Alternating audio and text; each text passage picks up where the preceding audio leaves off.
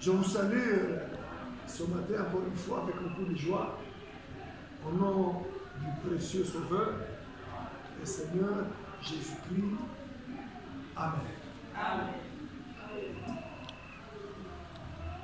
Nous lisons aujourd'hui dans Genèse chapitre 25, nous commençons au verset 29.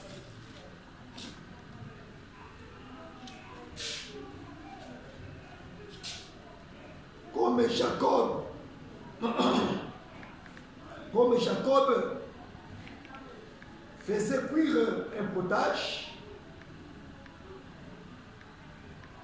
Ésaü revint des champs, accablé de fatigue. Et Ésaü dit à Jacob, laisse-moi, je te prie, manger de ce roux-là, car je suis fatigué. C'est pour cela qu'on a donné à Ésaü le nom d'Édom. Jacob dit, va-moi aujourd'hui ton droit d'aînesse. Ésaü répondit, voici, je m'en vais mourir. À quoi me sert ce droit d'aînesse? Et Jacob dit, de point, jure-le-moi d'abord. Il, c'est-à-dire Ésaü, le lui jura et il vendit son droit d'aînesse à Jacob. Alors Jacob donna à Ésaü du pain et du potage de lentilles. Il mangea et but, puis se leva et s'en alla. C'est ainsi qu'Ésaü méprisa le droit d'aînesse. Amen. Mettez-vous.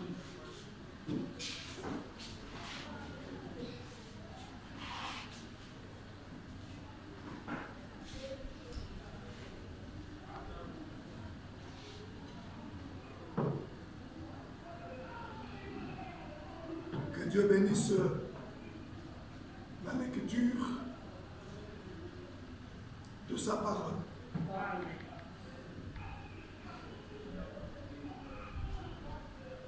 Nous parlons de Jacob aujourd'hui.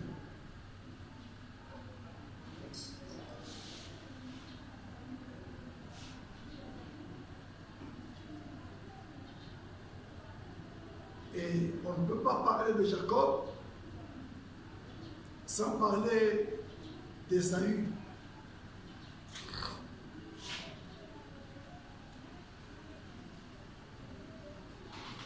Dont tout le monde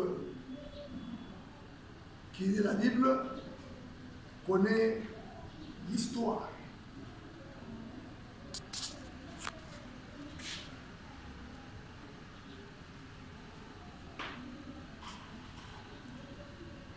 Jacob, il fut un homme spirituel.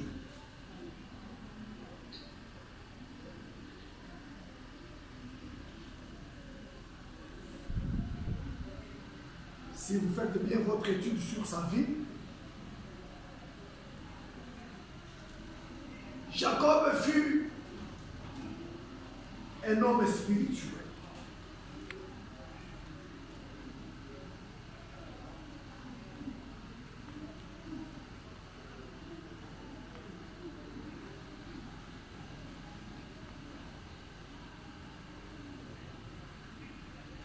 Et merci à Dieu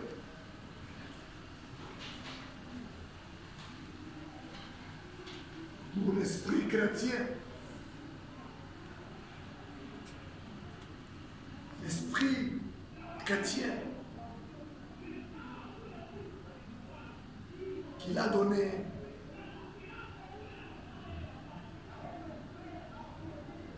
à un petit groupe.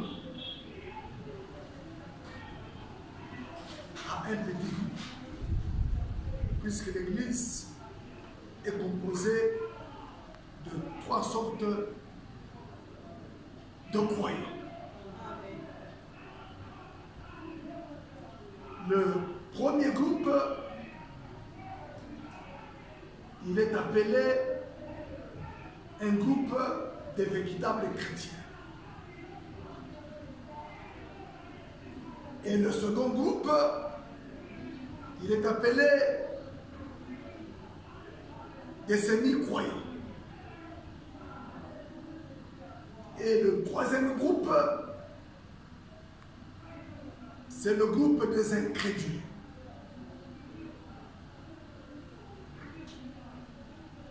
Tous ces 3 groupes viennent à l'Église.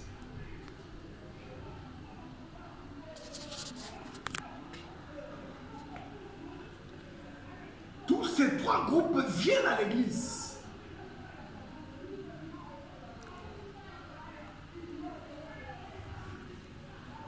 Et il n'y a que Dieu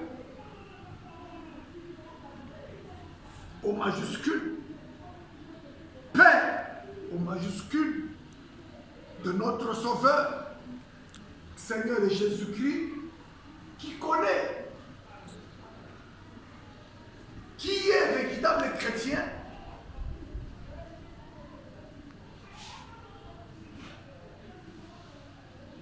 Quand il s'agit d'un homme, et qui est véritablement une chrétienne, parlant d'une femme ou d'une fille, ou parlant même d'un foyer.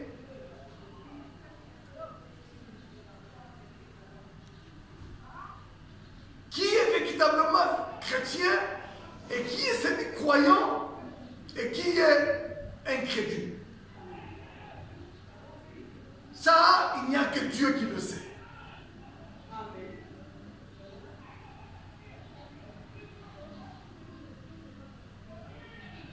Je peux prendre là-bas une écriture. Romains, chapitre 8. Et le verset 28. Il est écrit: ceux-là que Dieu a connus d'avance,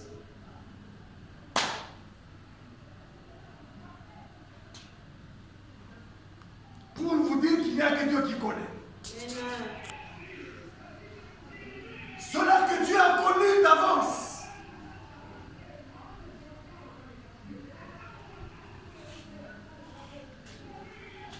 il les a prédestinés à être semblables à l'image de son Fils. Amen.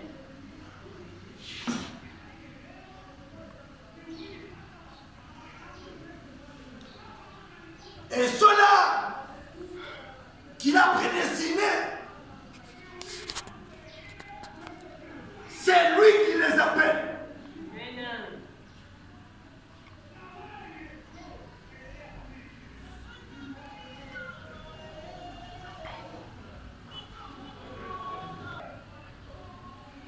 C'est toujours lui qui les glorifie. Amen.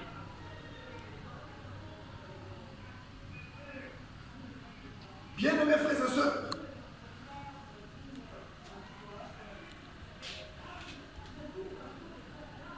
personne ne peut se battre la poitrine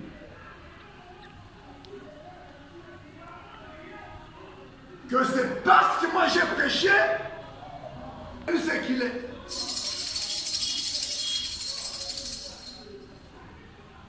C'est parce que moi j'ai prêché que cette sœur est devenue ce qu'elle est.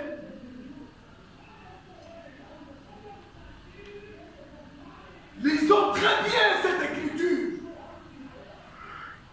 Ceux-là que Dieu a connus d'avance. Un prédicateur n'est qu'un instrument. Il n'est qu'un instrument que Dieu a utilisé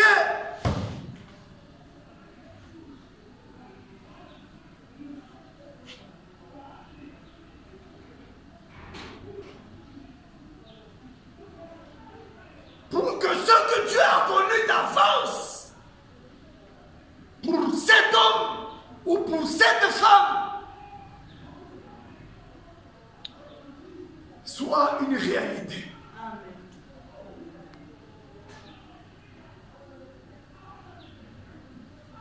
Nous prendrons un exemple terre à terre. Un pêcheur de poissons.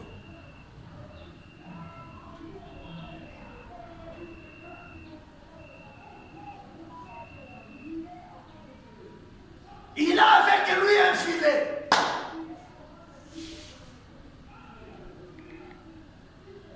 Qu'il jette dans les eaux.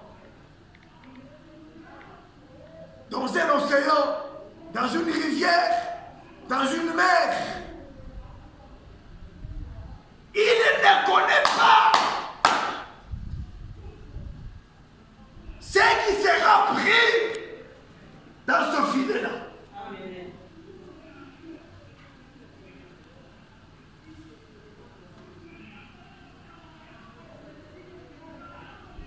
Des poissons seront pris dans ce filet.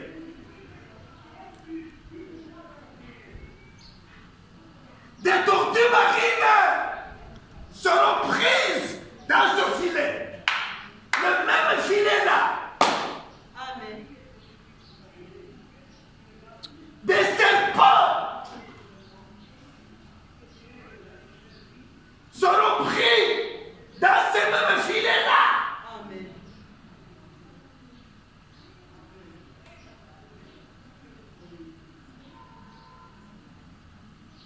Même des lézards peut-être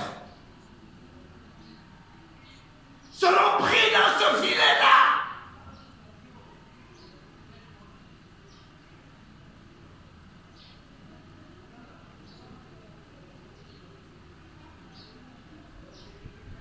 Pour nous amener à comprendre qu'il n'y a que Dieu qui connaît qui est véritablement chrétien et qui est semi-croyant et qui est un incrédule. Amen.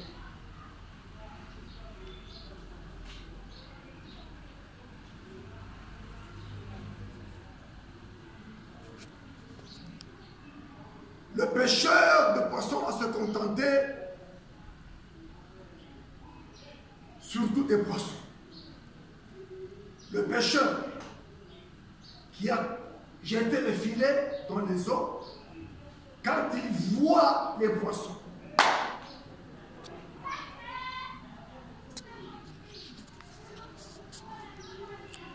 c'est quand le filet est retiré de la mer ou des eaux que le prédicateur voit maintenant ce qui est pris.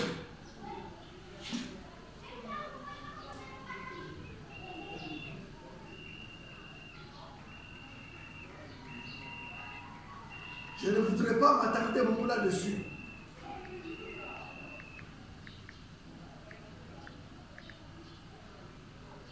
Je prends un autre exemple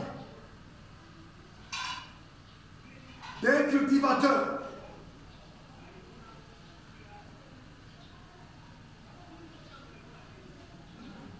Un cultivateur,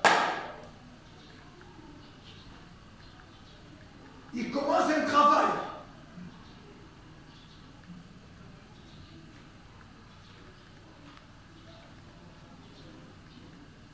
Il va acheter une portion de la terre. Il va couper les arbustes.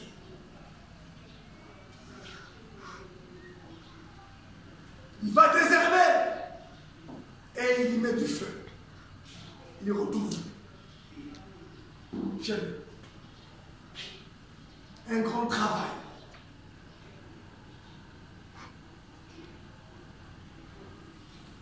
Il revient après. Il commence maintenant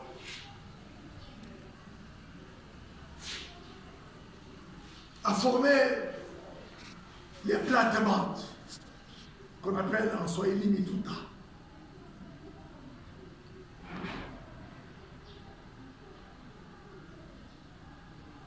Il va acheter la semence.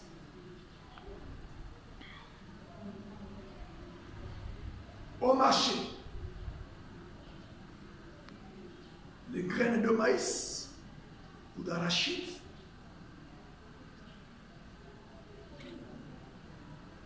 Ou des haricots.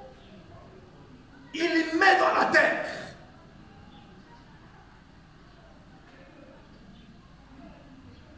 Il attend que le soleil fasse son travail. Amen.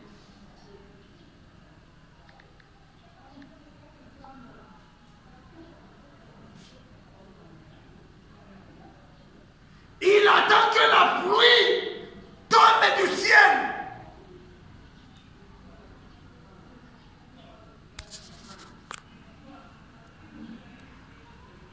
Il faut que cette semence-là, mise en terre, meure d'abord.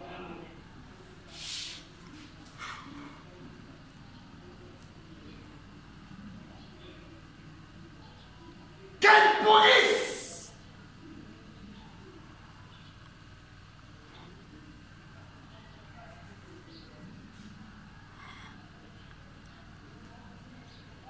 Et l'on voit maintenant un petit rejeton.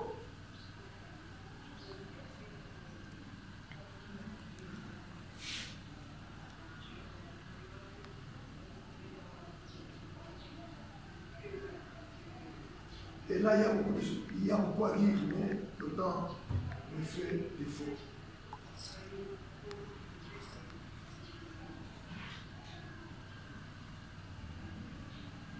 Nous mettons, nous baptisons beaucoup de personnes.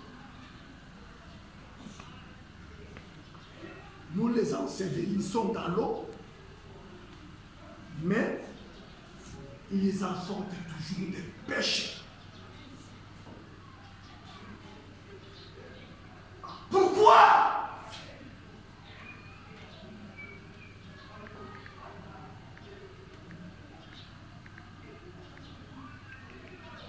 Chaque sémence ne se reproduira que sur nos formes d'espèces. Amen.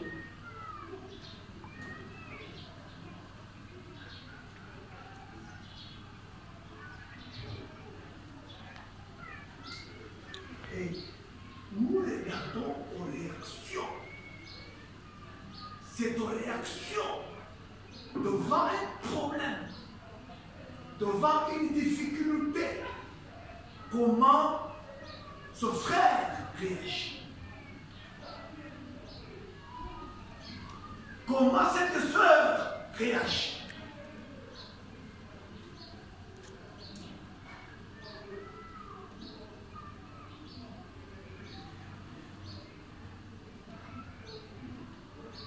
J'aimerais d'abord vous faire comprendre quelque chose avant de revenir à mon sujet.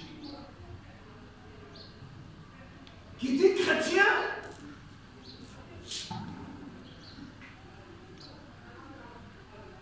dit Christ.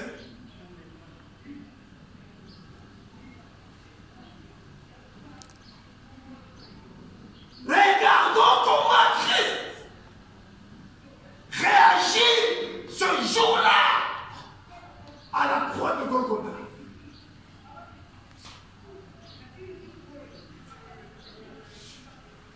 Là, je pense que la pensée commence maintenant à revenir. Et maintenant, là, on commence maintenant à être fixé sur certaines choses. Parce qu'il dit Christ, qui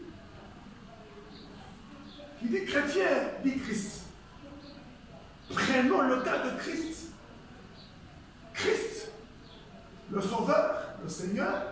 Jésus est notre exemple.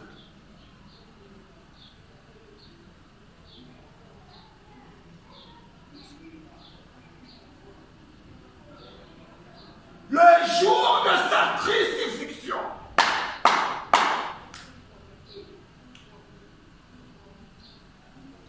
Pilate dit, mais quel mal a-t-il fait cet homme ici?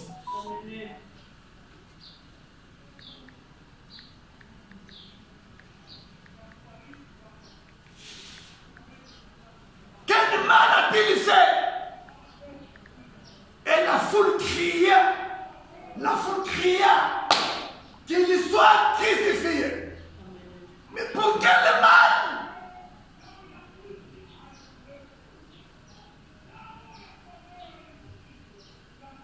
Derrière les gens qui disaient qu'il soit crucifié, il y avait des principaux sacrificateurs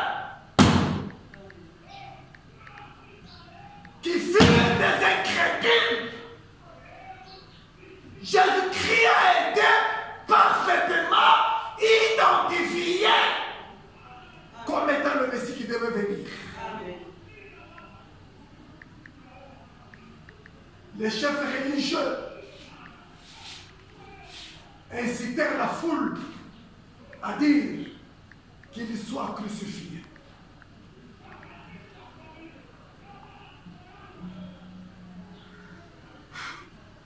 La femme de Pilate, vous connaissez la réponse.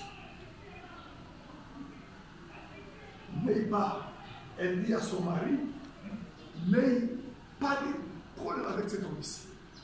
J'ai souffert toute la nuit à cause de cet homme.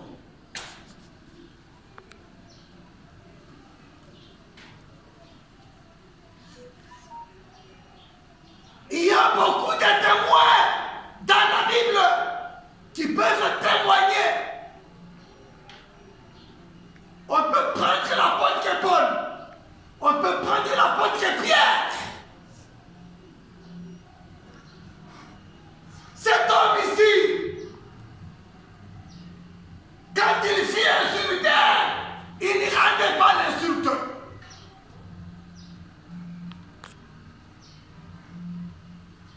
Il y a beaucoup de témoins dans la Bible qui pouvaient témoigner du Sauveur et Seigneur Jésus. Mais il fallait sur les Écritures qu'il soit crucifié pour que nous puissions avoir la vie éternelle. Amen. J'ai pris ces quelques exemples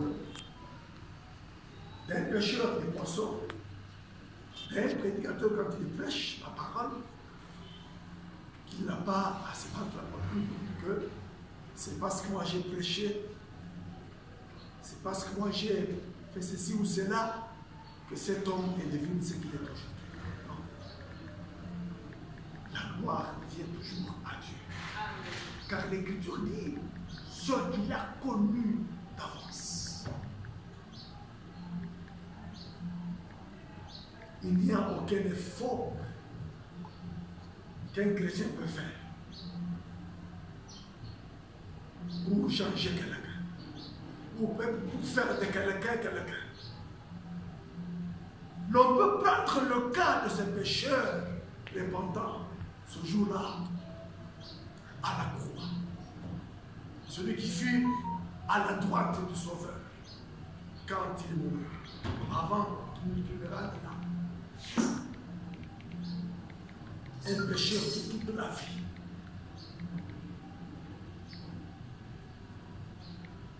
Qui lui a prêché? Personne. Mais Dieu l'avait connu d'avance. Amen. Je reviens à mon cas, mon sujet. Jacob, un homme spirituel.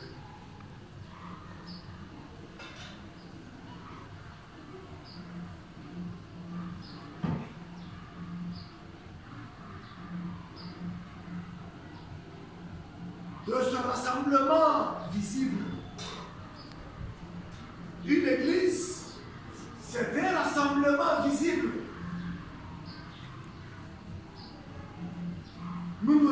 rassemblons autour de la parole. Comme il est écrit en Matthieu 4, lu les fois dernières, l'on réalise que l'homme ne vivra pas de pain seulement. L'homme ne vivra pas de pain seulement, mais de toute parole, de toute la parole qui sort de la bouche de Dieu. L'homme qui prend conscience que je ne vivrai pas du pain seulement, il vient à l'église. Comme je l'ai dit auparavant, elle est incrédule, elle est semi-croyante, elle est vraie croyante, tous viennent à l'église.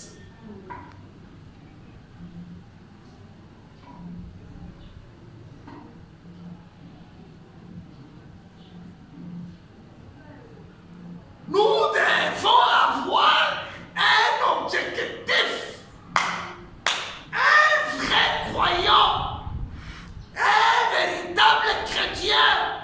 Lorsqu'il vient à l'église, il vient parce qu'il a un objectif. Son objectif, c'est le spirituel.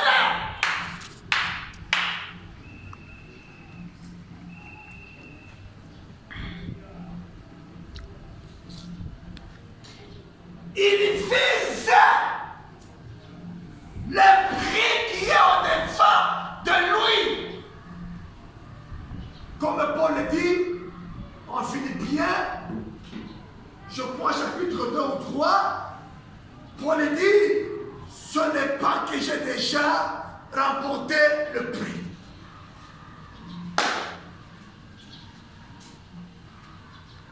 Ce n'est pas que j'ai déjà remporté le prix.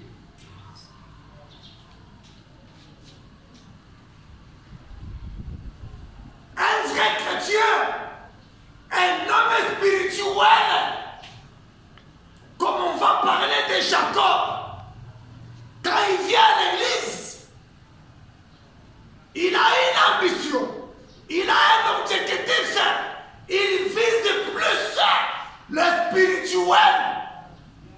Amen.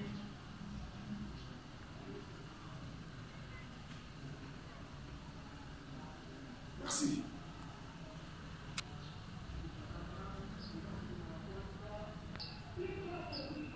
Et quand quelqu'un a déjà reçu le don du Saint-Esprit,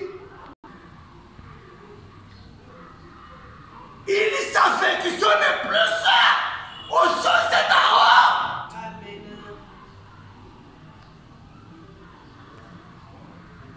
Après qu'on ait reçu le don du Saint-Esprit, oh, la Bible nous déclare,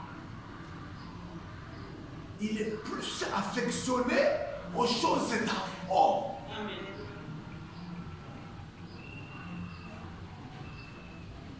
Qu'on est nécessaire dans la vie. Bien qu'il est nécessaire que l'on mange, bien qu'il est nécessaire que l'on soit vêtu, bien qu'il est nécessaire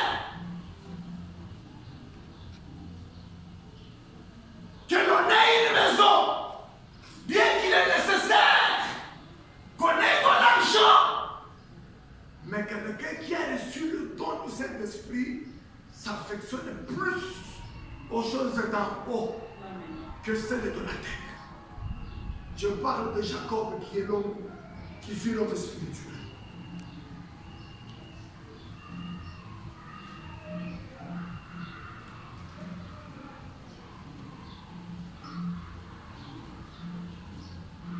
Je parle du rassemblement invisible qui est notre objectif. Le rassemblement invisible. C'est ça notre objectif.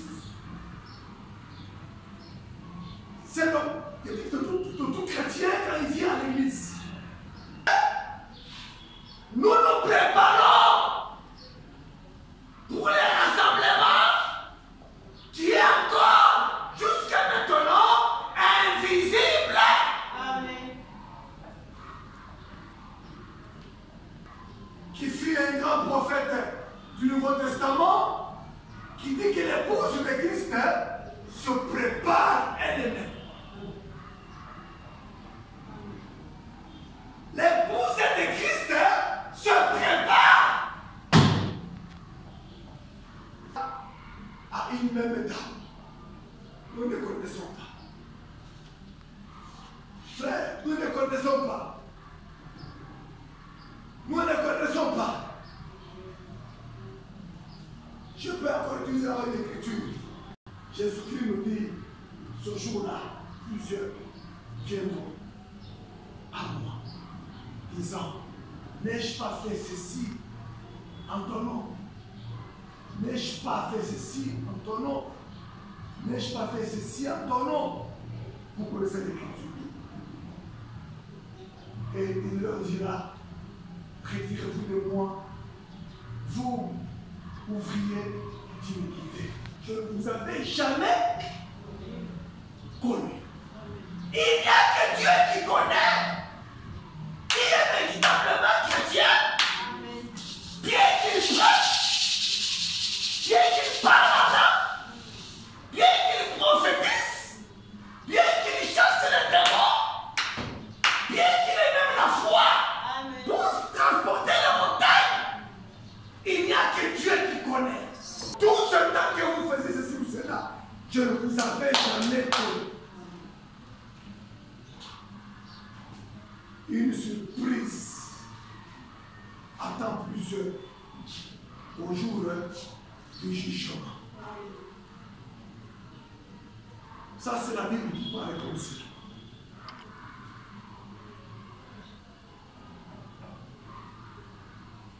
Je parle du rassemblement invisible pour lequel nous nous préparons. Que jusqu'à présent, nous ne connaissons pas encore. Les brebis se réunissent toujours autour de la parole. Je ne fais que revenir sur cela. Les brebis se réunissent autour de la parole. Et quand on prend le naturel, les brebis se réunissent. Les brebis, dans le naturel,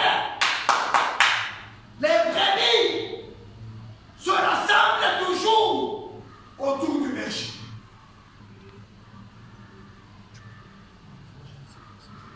Et les brebis, dans le naturel, chacune d'elles a un marquage. L'on sait marquer les brebis. Que cette brebis appartient à mon troupeau. Que cette brebis appartient à mon troupeau. Le marquage.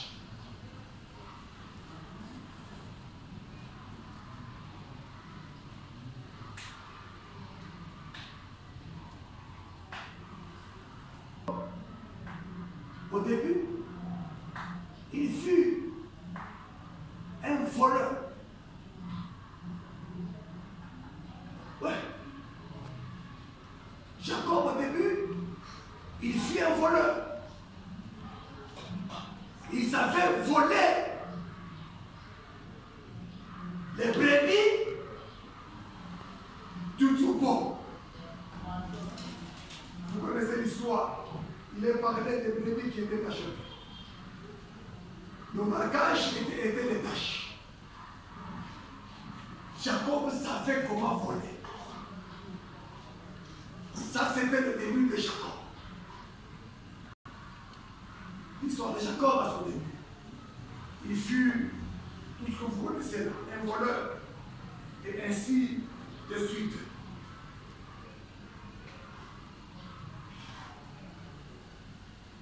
Jacob et Esaü furent des frères. Esaü, le grand frère. Jacob, le petit frère. Bien qu'ils fussent des jumeaux, Jacob sortit en deuxième position et Saoul sortit en première position. Et d'une même main, leur mère fit appeler Rebecca. Et vous connaissez Rebecca, quelle femme? Rebecca fut le choix de Dieu. Rebecca fut le choix de Dieu. Abraham avait beaucoup de serviteurs. Le temps arriva où il fallait que Isaac ait une épouse. Abraham avait plusieurs serviteurs. Mais il y avait un Eliezer. Abraham eut plus confiance dans Eliezer qu'il le chargea d'aller chercher pour Isaac une épouse. Amen.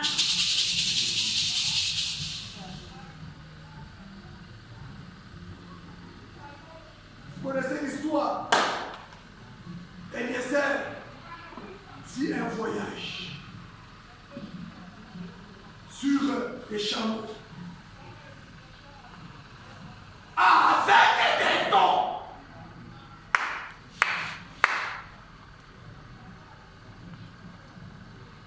Avec des dons. Lisons bien l'Ancien Testament. Sur un chameau, Eliezer, avec des dons, allait à la recherche de celle qui devait être l'épouse d'Isaac. Et Abraham dit à Eliezer, l'ange dont je suis un serviteur, l'ange de Dieu dont je suis un serviteur te conduira, marchera devant toi pour ce choix.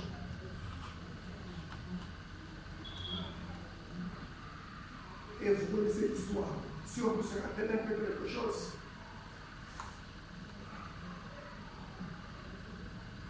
Le désert, alla au puits. Il attendait au puits. Les jeunes filles, ils devaient venir puiser de l'eau. Élisée fit une prière secrète. Une prière dans le fin fond de son cœur. Moi, je me tiens au puits. Seigneur, je me tiens au puits. Dieu d'Abraham. Il l'a cité par son nom.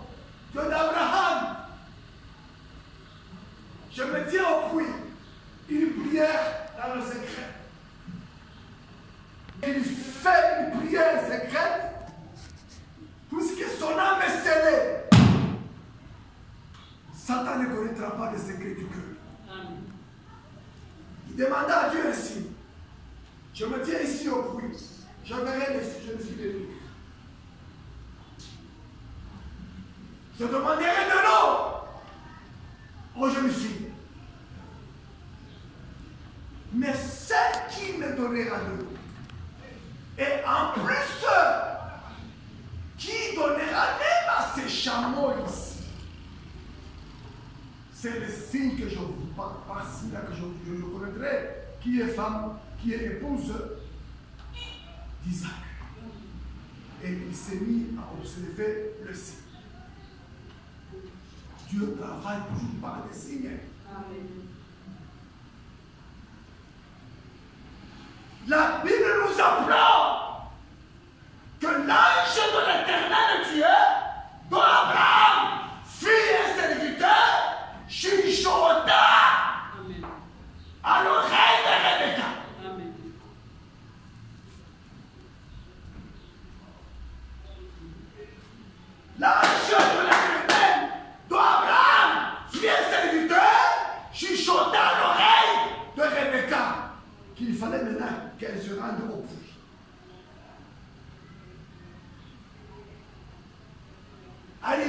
fruit. Eliezer, un serviteur d'Abraham, observa simplement. Il demanda de l'eau à la jeune fille de Rebecca.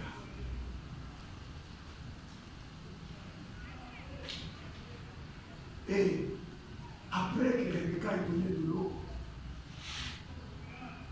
à Eliezer, Eliezer remarqua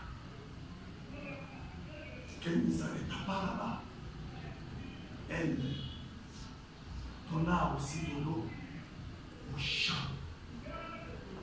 C'est à ce signe-là que Eliezer a voulu que c'est celle-ci qui est l'épouse, la future épouse de Rebecca, enfin d'Isaac.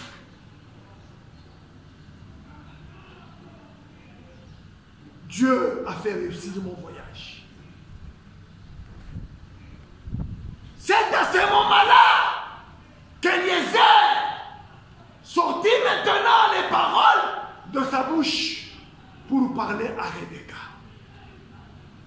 de comment était son voyage et le pourquoi de son voyage. C'était par révélation. C'était par révélation que Rebecca prit la décision d'aller avec quelqu'un qu'elle n'avait jamais vu de sa vie, un Isaac. Et vous connaissez l'histoire d'une femme, d'une épouse comme Rebecca et d'un mari comme Isaac. Vous connaissez comment Isaac vint au monde. Je cours à la montre. D'un homme comme, d'un mari comme Isaac et d'une épouse comme Rebecca, sortit un Esaü et un Jacob. Depuis le ventre de leur mère, le combat avait commencé. Depuis le ventre de leur mère, le combat commençait depuis le ventre de leur mère.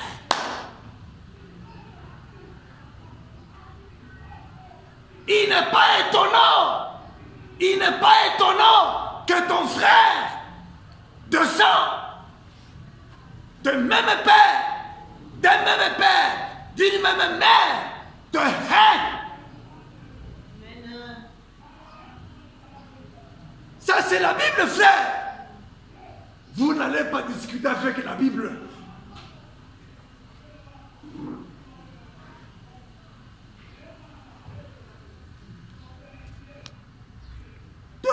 Deux garçons d'un même père, d'une même mère, les enfants de sang, l'un hait l'autre. C'est la Bible qui parle. Esaü et Jacob.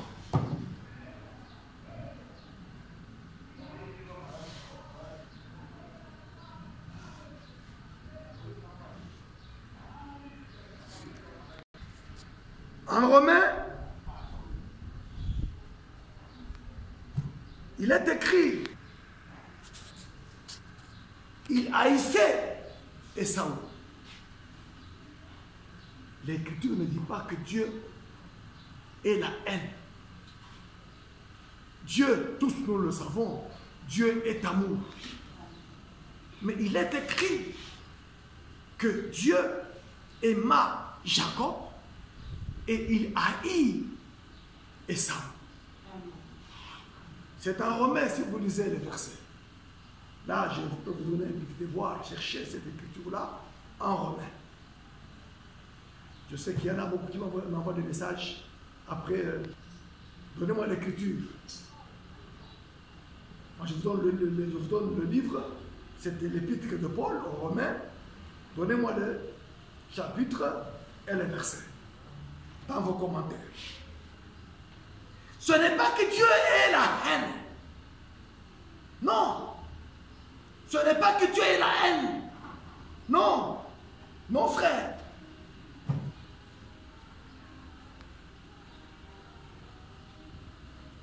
Mais en quoi consistait l'amour de Dieu envers Ésaü? En quoi consistait l'amour de Dieu envers Jacob plutôt? En quoi consistait l'amour de Dieu envers Jacob, qui fut un homme spirituel? Jacob travaillait beaucoup plus pour le spirituel.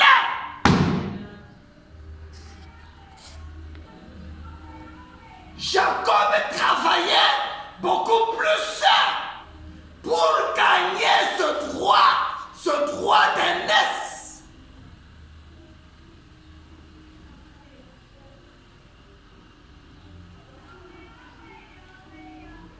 Mais avant, regardez avant, la vie que menait Jacob, un menteur, un voleur de brebis.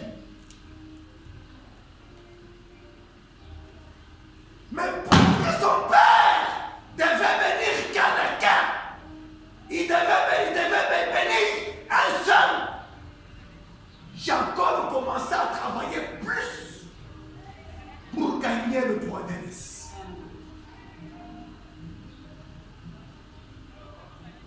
Relisez l'écriture du début, Genèse, que je vous ai donné, Genèse 25, verset 29. Relisez cette écriture et vous allez voir quelque chose là-bas. Que Saül méprisa le droit d'aînesse.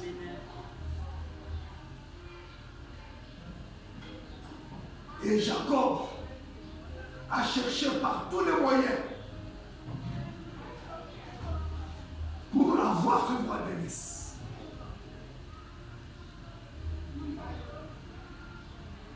Jacob était toujours à la cuisine. Souvenez-vous de quelque chose.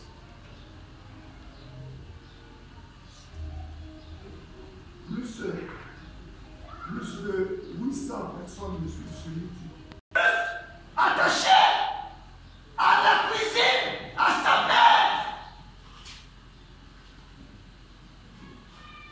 La mère qui connaissait le secret. La mère qui connaissait mieux le secret. Comment gagner le droit d'aînesse. Dites à Jacob, va chercher un gibier. C'est moi qui connais le goût de ton père. Il s'apprête à bénir quelqu'un. Je veux que toi, Jacob, tu sois béni. Va chercher un gibier. Pourquoi? Le plan de Dieu. C'était la souveraineté de Dieu. Dieu connut d'avance que c'était Jacob qui recevrait le droit d'aînesse. Amen. Et c'était la femme, sa mère, qui dit à Jacob, va chercher ton gibier, je connais le goût de ton père. Je vais préparer pour toi un mets que ton père aime. Tu auras ce droit d'aînesse. Faites du bien. Faites du bien à vos parents et donnez-leur le meilleur si vous en avez. Amen. Pendant que vos parents sont encore en vie. Amen. C'est une écriture. C'est une écriture. Faites du bien à vos parents. Pendant que ces derniers sont encore en vie. Jacob était beaucoup attaché à sa mère. Jacob était beaucoup attaché à sa mère. Quelle est l'histoire? Je crois que Jacob fit beaucoup pour sa mère. Oh. Jacob fit beaucoup pour sa mère. Que sa mère fut obligée de lui donner le secret. Allez, j'ai un gibier. Je vais le cuire pour ton père. Et c'est toi qui vas avoir le bénéfice. Parce qu'il faut qu'il mange avant de le bénir. Il faut qu'il mange. Après qu'il ait mangé, il va prononcer les paroles des bénédictions. Je répète bien, c'est une écriture. Pendant que vos parents sont encore en vie, jeunes frères, bien-aimés frères, apprenons à faire du bien pour nos parents. Ce n'est qu'une écriture, je dis bien, et je connais pourquoi je parle comme ça. Ce n'est qu'une écriture. Et c'est ainsi que Jacob gagna le droit d'aînesse. Vous connaissez comment Jacob trompa son père.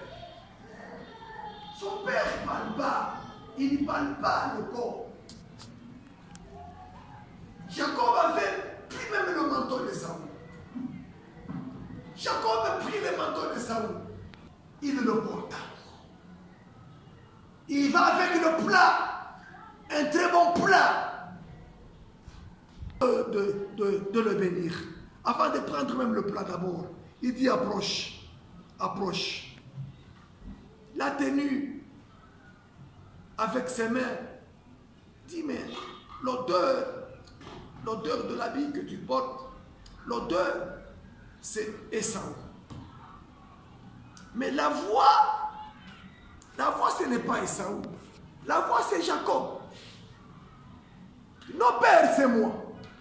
C'est moi Esaü. Il a trompé.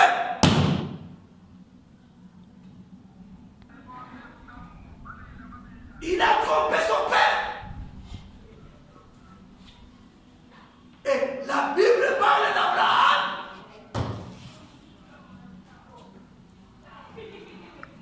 Qu'il fit un prophète.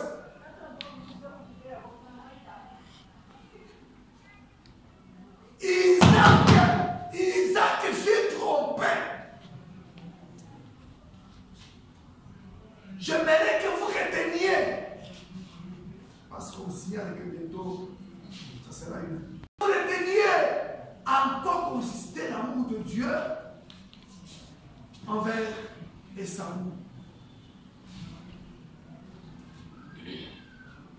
Jacob travaillait beaucoup plus pour le spirituel, pour gagner le droit d'aînesse. Ne vendez pas votre droit d'aînesse comme Esaü le fit. Oh. Pour un plat de lentilles, frère, pour un plat de lentilles, tu vends ton droit d'aînesse. Pour un plat de lentilles, en ce temps-là, c'était quelque chose à manger. Pour quelque chose à manger, Esaü vendait son droit d'aînesse. L'argent, c'est quelque chose d'échange pour avoir à manger. Il ne faudrait pas que pour le manger, pour les vêtements, pour ce qui est visible, pour avoir une maison, pour avoir une église, pour avoir des habits, pour avoir un emploi, ceci ou cela. que tu utilises un moyen qui est contraire à la part et que tu vas de ton droit d'aînesse pour avoir de quoi manger.